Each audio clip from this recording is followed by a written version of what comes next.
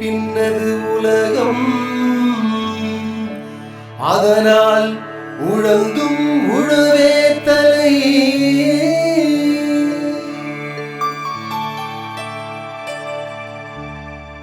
காளான் என்பது பூசண வகையை சார்ந்த பச்சையமில்லாத தாவரமாகும். காளானில் உள்ள ஒரு சில பூசணங்கள் நொதிப்பொருட்களை மூலம் அங்கக கழிவுப் பொருட்களை சிதைத்து உணவுப் பொருட்களை எடுத்து வாய்க்கின்றன. காளான் பார்த்தீங்கன்னாக்கா நம்ம வந்து மழைக்காலங்கள்லாம் பார்த்தீங்கன்னாக்கா நம்ம என்ன வேணா எல்லா இடத்துலையுமே நல்லா வளரும். அந்த மழைக்காலத்தில் வளர காளான்கள் வந்து அனைத்துமே வந்து உண்ண தகுந்த காளான்கள் கிடையாது. எனவே வந்து காளானில் வந்து நச்சு காளான்கள் என்ன இருக்கின்றன. எனவே நச்சு காளான்களை வந்து நம்ம எப்படிலாம் நம்ம கண்டறியலாம்னாக்கா, நச்சு காளான்கள்லாம் பிரகாசமாக பல வண்ணங்களில் காணப்படும். மேலும் நச்சு காளான்கள் சுவையற்றவை. மேலும் நச்சு காளான்கள் பறவைகள், விலங்குகள், பூச்சிகள்லாம் வந்து தவித்துரும், உண்ணாது. மேலும் வந்து பார்த்தீங்கன்னாக்கா அரிசி கொதிக்க வைக்கும் போது சிவப்பு நிறமாக வந்து அரிசி மாறிடும்.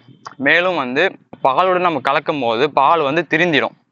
மேலும் காளானில் உள்ள நிறைய முக்கியத்துவங்கள் இருக்கு காளான் வளர்ப்பு மூலமா. அதாவது பார்த்தீங்கன்னா கிராமப்புறத்தில் உள்ள மகளிர் மற்றும் வேலையில்லா பட்டதாரிகளை வந்து காளான் வளர்ப்பு ஒரு தொழிலாக மேற்கொண்டு நல்ல பயனை மேற்கொள்ளலாம். மேலும் வந்து காளான் வளர்ப்புக்கு தேவையான இடம் பார்த்தீங்கன்னாக்கா குறைந்த இடத்துல வந்து நிறைந்த லாபம் பெற முடியும். மேலும் வந்து காளானில் வந்து பார்த்தீங்கன்னா நிறைந்த ஊட்டச்சத்துக்கிறதுனால வந்து நல்ல ஒரு புரதச்சத்து உள்ள உணவாக வந்து பயன்படுகிறது.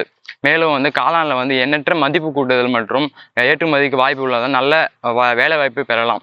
மேலும் வந்து காளான் வளர்ப்புக்கு இடுபொருளானது தேவையானது வந்து பார்த்தீங்கன்னாக்கா வைக்கோல், அதாவது அறுவடையும் போது கிடைக்கும் வைக்கோலை வந்து நம்ம பயன்படுத்தி நல்ல மகசூலை பெற முடியும்.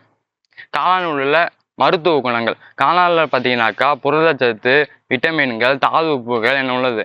மேலும் வந்து பார்த்தீங்கன்னாக்கா அது வயிற்றுப்புண்ணு, இருதய நோய், நீரிழிவு நோய் போன்றவர்கள்லாம் வந்து நல்ல மருந்தாக பயன்படுகிறது. காளானில் பார்த்தீங்கன்னாக்கா கொழுப்புச்சத்து குறைவாக இருக்கிறதுனால வந்து இருதய நோயாளிகளுக்கு மருந்தாக பயன்படுகிறது. சர்க்கரை சத்து குறைவாக உள்ளதுனால வந்து நீரிழிவு நோய்களுக்கும் மருந்தாக பயன்படுகிறது. காளானில் உள்ள இரும்பு சத்துனால பார்த்தீங்கன்னாக்கா ரத்த சோகை உள்ளவங்களுக்கு நல்ல மருந்தாக பயன்படுகிறது. காளானில் இருக்க நார்ச்சத்து பார்த்தீங்கன்னாக்கா மலச்சிக்கல் உள்ளவர்களுக்கு நல்ல மருந்தாக பயன்படுகிறது.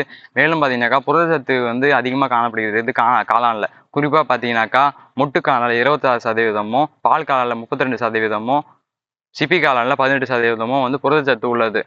தமிழ்நாட்டில் குறிப்பாக பார்த்தீங்கன்னாக்கா 4 வகையான காளான்கள் வந்து சாகுபடி செய்யப்படுகிறாங்க.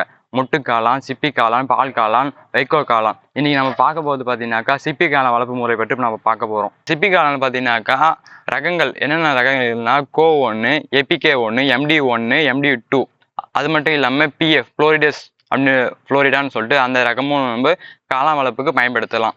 இப்போ பார்த்தீங்கன்னாக்கா சிப்பி காளான் வளர்க்க தேவையான பொருட்கள் பார்த்தீங்கன்னாக்கா இடுபொருள் முக்கியமாக பார்த்தீங்கன்னாக்கா வைக்கோல், அதாவது நம்ம நெல் அறுவடை செய்யும் போது வந்து கிடைக்கக்கூடிய வைக்கோல் தான் வந்து மூலப்பொருள். இதை பயன்படுத்தி தான் வந்து நம்ம காளான் வளர்க்க போகிறோம். இந்த வைக்கோலில் நம்ம என்ன செய்யணும்னாக்கா கிருமி நீக்கம் செய்யணும். கிருமி நீக்கம் வந்து 2 முறையில் நம்ம செய்யலாம். அதாவது வேக வைத்தல் முறையில் மற்றும் ரசாயன முறையில். வேக வைக்கிறதுனா எப்படின்னாக்கா ஒரு 5 சென்டிமீட்டர் அளவுக்கு வந்து சாஃப் கட்டர் சொல்லும் பார்த்தீங்களா, தீவனம் வந்து மாட்டுக்கு தீவனம் நல்லா வெட்டும் பார்த்தீங்களா, அதுக்கு ஏற்ற மாதிரி 5 சென்டிமீட்டர் அளவுக்கு வந்து நம்ம வெட்டிக்கணும். அதுக்கப்புறம் நம்ம என்ன செய்யணும்னாக்கா வைக்கோலை வந்து கிருமி நீக்கம் செய்யணும். 2 முறையில் நம்ம வந்து கிருமி நீக்கம் செய்யலாம் வைக்கோலை.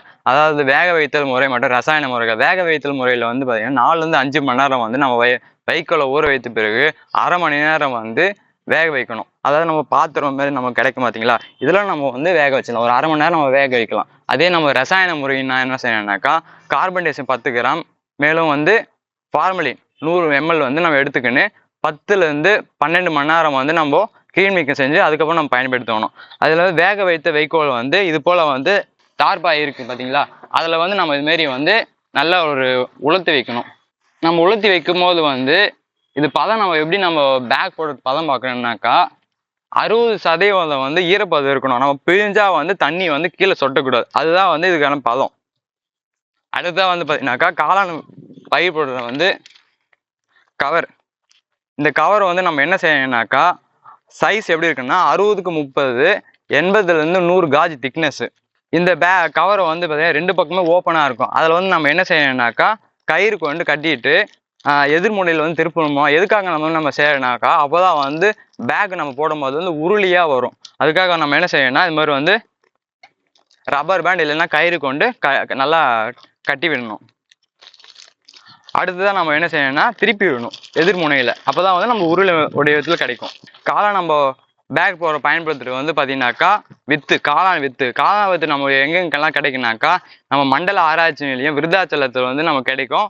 அதோடைய விலை பார்த்தீங்கன்னாக்கா 40 ரூபாய் தான். இந்த ஒரு இதை வச்சு நம்ம காளான் வித்து பயன்படுத்தி வந்து 2 பேக் நம்ம போட முடியும். முக்கியமாக வந்து காளான் வந்து நம்ம வந்து தூய்மையாக நம்ம செய்யணும். அதாவது வந்து நம்ம வந்து கைகளை வந்து கிருமி நாசினி பயன்படுத்தி தூய்மைப்படுத்திக்கணும். இந்த காளான் வித்து இருக்கு பார்த்தீங்களா, இது வந்து நல்லா வந்து கட்டியாக இருக்கும். இது வந்து நல்லா நம்ம வந்து தூள் பண்ணிக்கணும். தூள் பண்ணிக்கணுமா. அடுத்தது வந்து என்ன பண்ணணும்னாக்கா வைக்கோல் வந்து நல்லா 60% பதத்துக்கு வந்துச்சுன்னா நம்ம ஒரு முறை பார்க்கணும். பிழிஞ்சா வந்து தண்ணி கீழே சொட்டக்கூடாது. அதுதான் வந்து சரியான பதம். இது போல வந்து நம்ம வந்து கவரை வந்து கட்டி விட்டு உள்பக்கமாக திருப்பினா வந்து உருளை வடிவம் நமக்கு கிடைக்கும். இப்போ வந்து நம்ம வந்து காளான் வந்து பேக் போடுறதுக்கு வந்து வைக்கோல் வந்து நிரப்பலாம். நம்ம வந்து பேக்ல வந்து நம்ம வைக்கோல் நிரப்புறதுக்கு வந்து பார்த்தீங்கன்னாக்கா நம்ம வந்து ஒரு சுருட்டிக்கணும். எப்படின்னாக்கா இங்கே வந்து வைக்கோலை வந்து 60% வந்து இருந்து இருக்கு. கீழே பிஞ்சா வந்து கீழே வந்து தண்ணி எதுவும் சொட்டாத நிலையில வந்து இது போல வந்து சுருட்டிக்கிட்டு உள்ள வந்து நிரப்பணும். இது போல வந்து வைக்கோலை நல்லா வச்சுட்டு நல்லா வந்து அழுத்தி விடணும். அதுக்கப்புறமேட்டுக்கு வந்து நம்ம வச்சிருக்கோம் வித்தை வந்து 25-30 கிராம் 25-30 கிராம், அதாவது ஒரு கைப்பிடி நம்ம எடுத்தா ஒரு கைப்பிடி, அதுதான் வந்து 25-30 கிராம் இருக்கும். அது வந்து பார்த்தீங்கன்னாக்கா நம்ம வந்து இந்த ஓரத்தில் மட்டும் நம்ம போடணும்.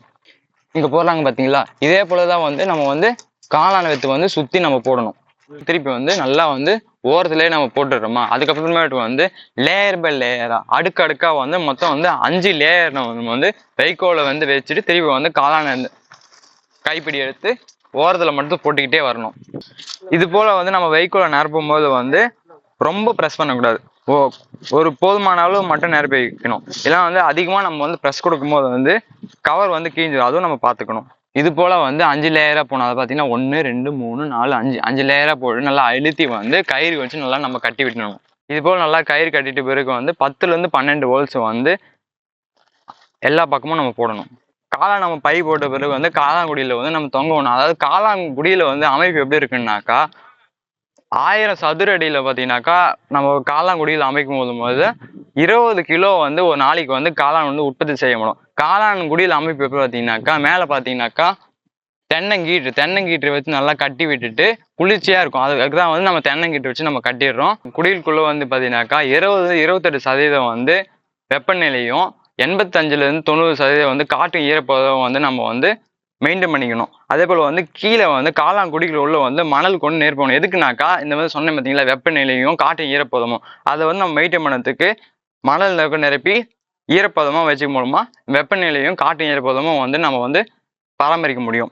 அதுக்கப்புறமா நம்ம காளான் போட்டோம் பார்த்தீங்களா, வைக்கோல் கொண்டு நிரப்பணும். பேக் வந்து என்ன பண்ணணும்னா இது போல் கயிறு கொண்டு கட்டி விட்ட பிறகு இது போல் வந்து தொங்க விட வேண்டும். இதுமாதிரி தொங்க மூலமா வந்து பார்த்தீங்கன்னாக்கா 10-15 நாளுக்குள்ள வந்து இது போல வந்து வெள்ளை கலரா வந்து பூசணம் வந்து நிரம்பிட்ட பிறகு 5-6 நாள்ல வந்து மொட்டுகள் வரும்.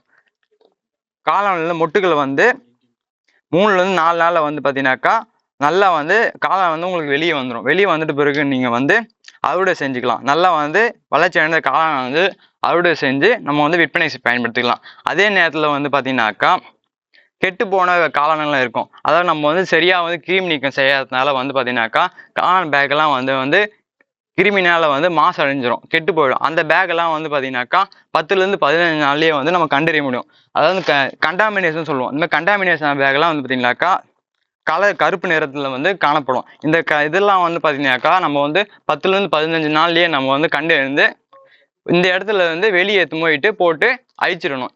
அதே போல் வந்து பார்த்தீங்கன்னாக்கா எலி தொல்லை அணில் தொல்லை இருக்கிற பகுதியெல்லாம் வந்து பார்த்தீங்கன்னாக்கா தடுக்கணும்னா என்ன செய்யணும்னா இங்கே பார்த்தீங்கன்னா இந்த வலை இருக்கும். எதுக்கு ஆகுதுன்னா இதுக்கு தான் அணில் எலி தொல்லைகள்லாம் இருக்கிறதுனால வந்து இந்தமாரி வந்து வலை போடுறது மூலமாக வந்து இவன் வந்து காளான் பேக் நம்ம போட்டுக்க பார்த்தீங்கன்னா அதெல்லாம் வந்து கடிக்காம நம்ம தடுக்க முடியும். இவ்வாறு வந்து நம்ம காளான் உற்பத்தி செய்யும் போது மூலமாக வந்து நம்மளுக்கு வந்து நல்ல வருவாய் நல்லா பெற முடியும்.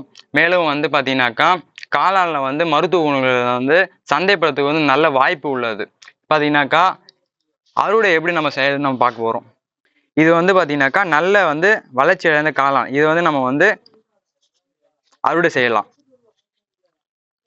இவ்வாறு வந்து நம்ம காளான் அறுவடை செய்யலாம். மேலும் பார்த்தீங்கன்னா ஒரு காளான் பையிலேருந்து பார்த்தீங்கன்னாக்கா 1லேருந்து 1.5 கிலோ வரையும் நம்ம வந்து அறுவடை செய்யலாம். இது மொத்தமே வந்து பார்த்தீங்கன்னாக்கா 30லேருந்து 40 நாளுக்குள்ளேயே வந்து அறுவடை எல்லாமே முடிஞ்சிடும். அதுக்கப்புறமா அறுவடை முடிஞ்ச பிறகு இந்த காளானுடைய வேஸ்ட் என்ன பண்ணலாம்னாக்கா நம்ம வந்து மண்புழு உரம் தயாரிக்கிறதுக்கு வந்து நம்ம பயன்படுத்தலாம். இது வந்து நம்ம காளான் அறுவடை செஞ்சுட்டு வந்து பார்த்தீங்கன்னாக்கா மதிப்பு கூட்டல் செய்து நம்ம வந்து விற்பனை செய்ய முடியும். இதன் மூலமா வந்து அனைவருமே வந்து நல்ல வருமானம் பெறலாம். கிராமப்புறத்தில் ஒரு முக்கியமாக கிராமப்புறத்தில் இருக்க விவசாயிகளும் சரி, வேலையில்லா பட்டதாரிகளும் சரி, மகளிரும் சரி, எல்லாருமே வந்து வருவாய் பெற முடியும். காளான் வளர்ப்பு மூலம் நல்ல வருவாய் பெற முடியும்.